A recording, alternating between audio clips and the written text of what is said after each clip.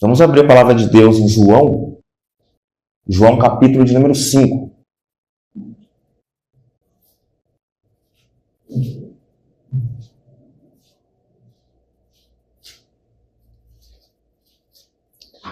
João 5, a partir do versículo 19.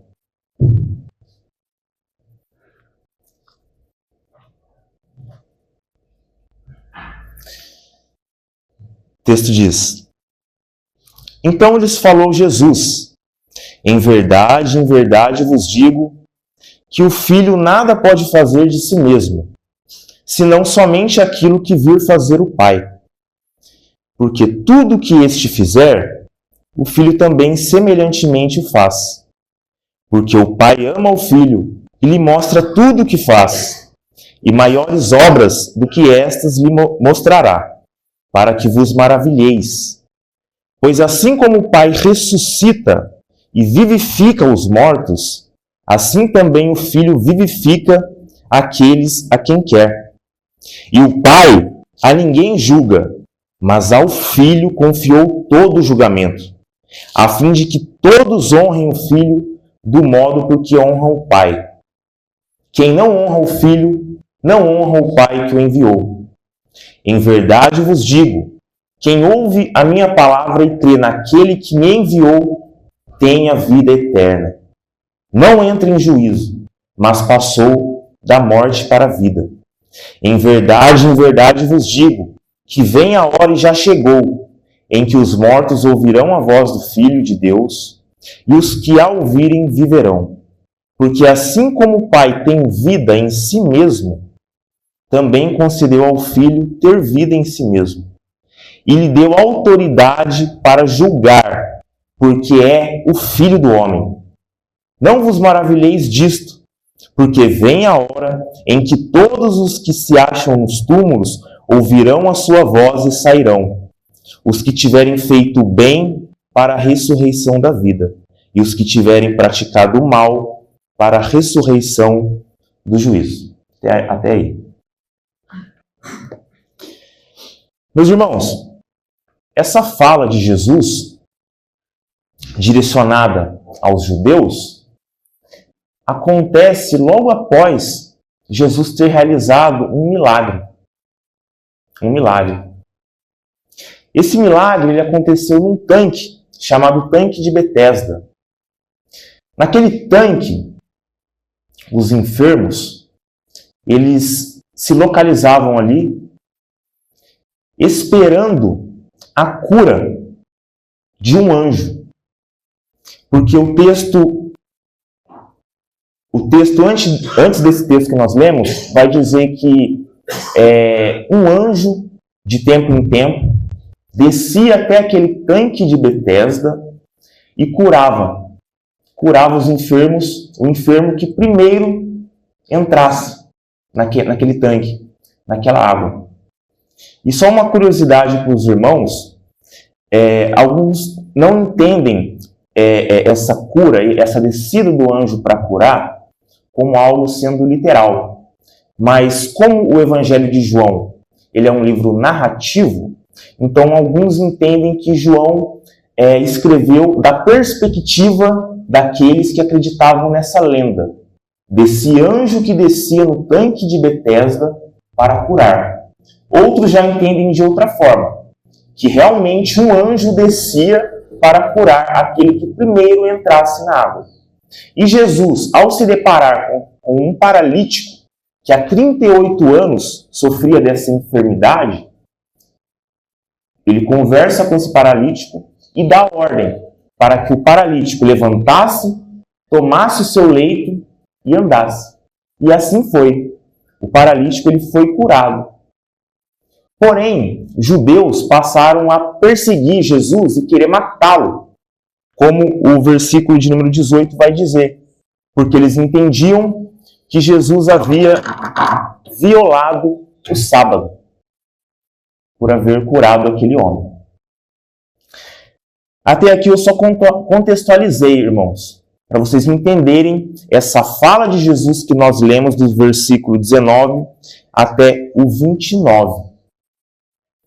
E preparando essa mensagem, Eu me lembrei dessa passagem e resolvi então trazer aos irmãos essa passagem, porque o que mais me surpreendeu é que nesse trecho, nós vemos toda a missão do Filho aqui na Terra. Qual é a missão do Filho e algumas marcas que essa missão contempla. E é isso que eu quero trabalhar com os irmãos nessa manhã, sendo breve. E aqui eu já quero apresentar aos irmãos, então, o tema dessa mensagem. 4 marcas da missão de Jesus. Nós veremos nessa passagem que nós lemos 4 marcas que essa missão de Jesus de vir ao mundo e salvar o homem contempla. 4 marcas. E a primeira marca, irmãos, que nós vemos aqui no texto, nós podemos ver e tirar, se encontra aqui nos versículos 19 e 20, onde Jesus ele começa falando aos judeus que o Filho de Deus, ele nada podia fazer de si mesmo. O Filho nada podia fazer de si mesmo, senão aquilo que ele via o Pai fazer. E aquilo que ele via o Pai fazer, semelhantemente, ele faria. O Pai ama o Filho e mostra tudo o que faz, e obras maiores do que aquela cura o Filho faria. Irmãos, o que nós aprendemos aqui, e o que nós podemos tirar como a primeira marca da missão do Filho, da missão de Jesus, é a submissão. A submissão do Filho para com o Pai. Aqui o texto diz que o Filho nada pode fazer de si mesmo. Não é, quando Jesus disse isso, não é que ele era limitado ou menos poderoso que o Pai, ou num certo sentido ele era incapaz de realizar alguma coisa que o Pai realizava. Mas que ele voluntariamente ele se submeteu, ele foi submisso ao plano e propósito do Pai de salvar o homem. E eu vou explorar mais sobre isso mais à frente. Mas o que nós tiramos desses 2 primeiros versículos é exatamente isso. Essa submissão do Filho de fazer conforme o plano do Pai. Estava no plano do Pai o Filho realizar milagres. Como tantos outros milagres, nós vemos no livro de João, no Evangelho de João. Inclusive, esse evangelho é conhecido como o livro dos sinais, devido aos tantos sinais que Jesus realizou, para que as pessoas, vendo esses sinais, crescem que ele é o Filho de Deus. Que ele é o Filho de Deus. Então, essa cura fazia parte do plano do Pai, do plano maior do Pai, de resgate, de salvar o homem. E o que nós tiramos aqui nessa primeira marca é exatamente isso, a submissão do Filho. De não, por ser Deus, não julgar como usurpação o ser igual a Deus, como Filipenses vai dizer, mas se esvaziar, tomar a forma de servo, vir ao mundo, ser humilhado, ser desprezado, ser rejeitado pelos seus, como João vai dar tanta ênfase aqui em seu livro, dos judeus rejeitando o tempo todo o Filho. Mas mesmo assim, o Filho ele foi submisso ao Pai, veio ao mundo, foi obediente, submisso até a morte, e morte de cruz, como Filipenses vai dizer, para que nós hoje tivéssemos vida. A marca que eu quero iniciar nessa manhã tratando com os irmãos é essa. A submissão do Filho. A submissão do Filho para com o Pai. Para cumprir o plano e propósito do Pai. E o versículo 20 ainda vai dizer que, como o Pai ama o Filho, então ele mostra tudo o que faz. O Filho ele era totalmente consciente, ciente de tudo aquilo que ele tinha que fazer. De sua morte, de tudo aquilo que ele sofreria. Mas mesmo assim, ele veio ao mundo, deu a vida dele por nós, pela igreja amada, a igreja dele, a igreja de Cristo. Irmão, só por aqui eu acredito que eu já poderia parar e não falar mais nada, porque isso aqui já é motivação suficiente para nós vivermos uma vida de obediência a Ele, pelo que Ele fez por nós, né? E não por aquilo que a gente espera Ele fazer ainda, mas por aquilo que Ele já fez, dar a sua vida em resgate de nós pecadores. E o finalzinho do versículo 20 ainda vai dizer: e maiores obras do que estas lhe mostrará, para que vos maravilheis. Aqui eu já entro na segunda marca dessa missão de Jesus. A segunda marca, que consiste na vivificação. Jesus, ele foi submisso ao Pai, veio ao mundo para nos dar vida. E é isso que os versículos 21 até 23 vão dizer.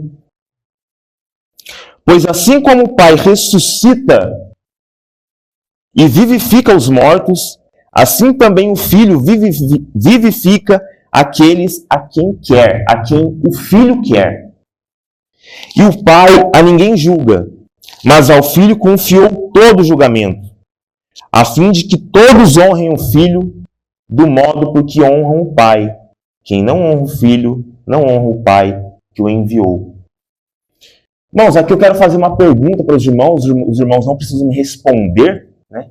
Mas para nós refletirmos.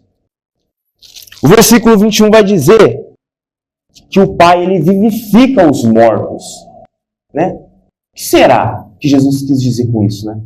Assim como o Pai vivifica os mortos, o Filho vivifica quem quer, né?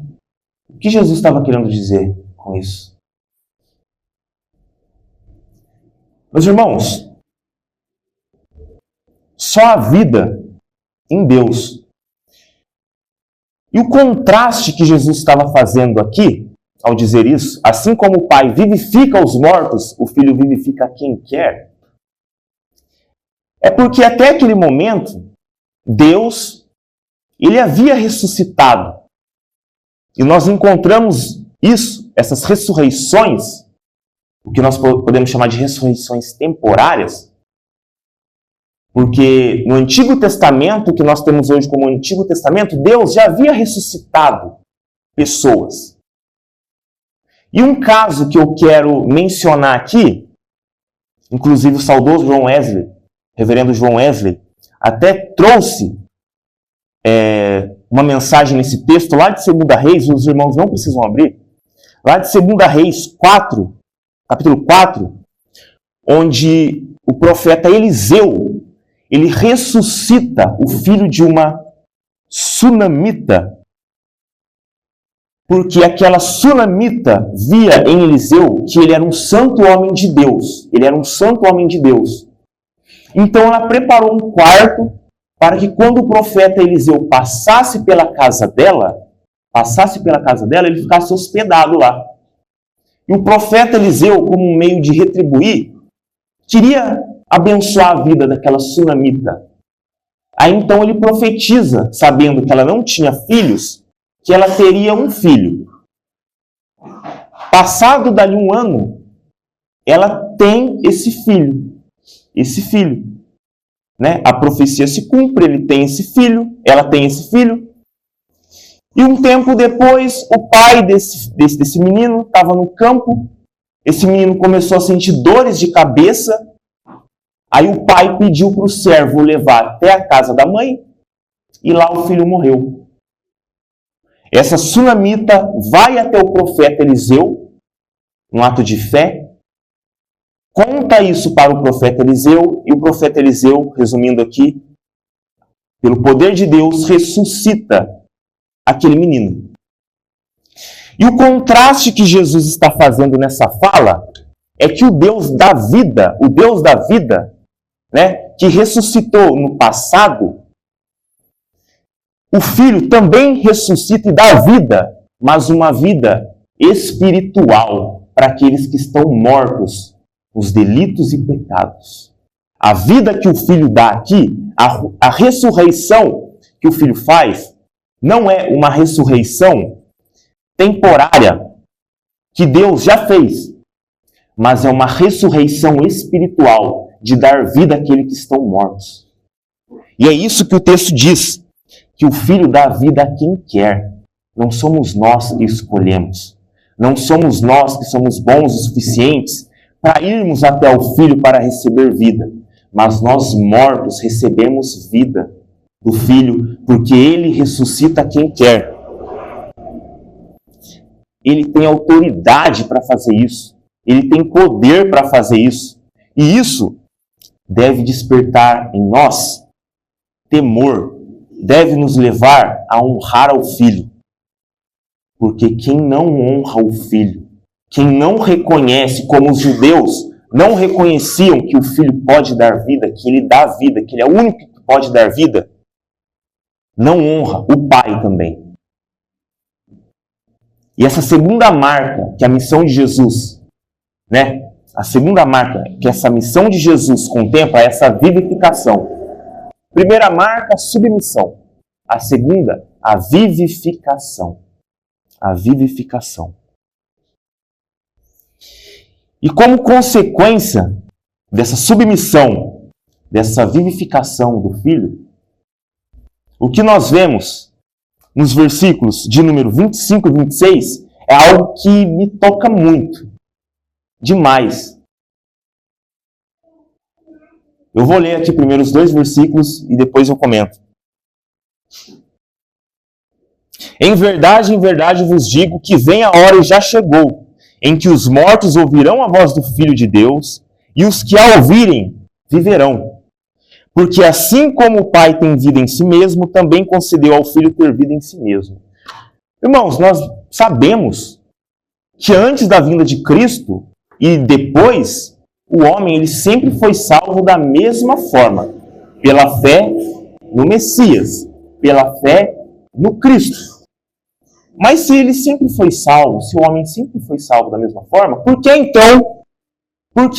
então que Jesus vai dizer: em verdade vos digo que vem a hora e já chegou em que os mortos ouvirão a voz do Filho de Deus, e os que a ouvirem viverão. Tudo bem que aqui ele estava se referindo à consumação do ato, da obra dele ali, mas o que eu enxergo aqui também, e outros teólogos de nome, como o próprio João Calvino, via assim, é a inclusão da gente no povo da aliança, dos gentios, daqueles que não rejeitaram como os judeus rejeitaram, mas daqueles que creram em Jesus e foram inclusos na aliança. A terceira marca que eu destaco nessa manhã é a inclusão dos gentios. A inclusão dos gentios. Por que eu estou dizendo isso? Porque aqueles que passariam a ouvir a voz do Filho e atender seriam os gentios. Povos de todas as raças, tribos, línguas e nações. Como Apocalipse vai dizer, vai dar bastante ênfase.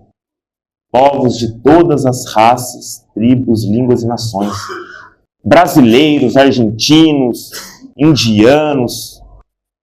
Não só mais a nação israelita, mas todos aqueles que crerem. Todos os que crerem e ouvirem a voz do Filho chamar e atenderem, viverão, terão vida. Terão vida. Porque assim como o Pai tem vida em si mesmo, o Filho também tem. O Filho também é Deus, ele é autoexistente. Ele não é ser criado. A vida vem dele. Todos aqueles que se achegam a ele têm vida. Têm vida. A terceira marca dessa missão grandiosa do Filho é a nossa inclusão. Povo que antes não era chamado de povo de Deus, mas hoje é pela graça. E para finalizar a mensagem, irmãos, eu finalizo aqui com a quarta marca. A quarta marca E eu quero que os irmãos se atentem agora para essa quarta marca da missão do Filho, que ainda acontecerá.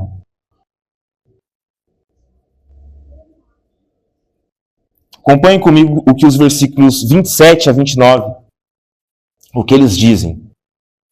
E lhe deu autoridade para julgar, porque é o Filho do Homem. Eu já vou explicar esse Filho do Homem.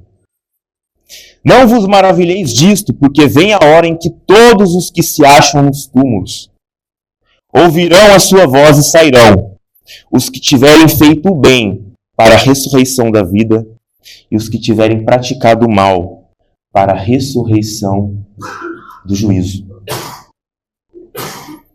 A quarta marca que eu destaco e trago para nós refletirmos nessa manhã é que a missão de Jesus também contempla o juízo. O juízo que está reservado e guardado para todos aqueles que não crerem no Filho, para todos aqueles que não ouvirem a voz do Filho. E sabe por quê, irmãos? O Pai confiou ao Filho todo o julgamento? Porque o Filho, várias vezes nos Evangelhos, utilizou desse termo Filho do Homem. É porque ele é aquele que tem toda a autoridade e recebeu do Ancião de Dias, como o livro do profeta Daniel vai dizer, no capítulo 7, quando lá na Babilônia, durante a noite, o profeta teve uma visão de 4 animais representando aqueles 4 animais ferozes, representando os reinos perversos da Babilônia, Medo-Pérsia, da Grécia, de Roma, todos esses reinos que falharam porque foram reinos perversos. Mas aí o profeta Daniel também enxerga um ancião de dias, dando governo e autoridade, para que como um filho do homem, um pequeno homem, recebendo autoridade para reinar com autoridade para sempre. Esse que reina, já reina com autoridade para todo sempre, é o Filho do Homem, é Jesus Cristo. É Ele que reina e vai julgar com cetro de ferro, como o diácono Luiz sempre diz, todos aqueles que não creram, que não crerão no Filho de Deus. E o interessante é que o juízo de Jesus, esse juízo final que acontecerá, ele será precedido pela ressurreição final. Isso é algo que eu não sei se os irmãos pensam, mas às vezes acontece comigo de não pensar tanto nisso. É uma falha minha de pensar que num determinado momento todos aqueles que já morreram tornarão a vida novamente, num abrir e piscar de olhos, tornarão a vida. Aqueles que creram e morreram no Senhor para desfrutar da vida abundante que Jesus disse que traria. A vida abundante, a vida completa, porque essa vida que nós vivemos, apesar de já salvos, não é a vida abundante que Jesus veio trazer.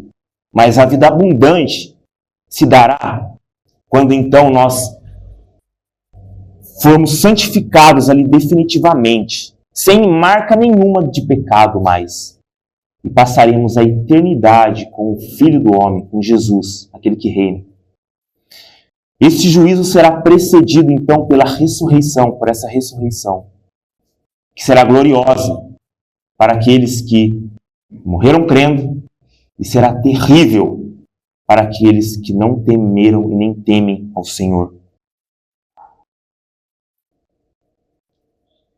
Todos, irmãos, como 2 Coríntios, capítulo de número 5, vai dizer, hão de comparecer perante o tribunal de Cristo para receber conforme as suas obras.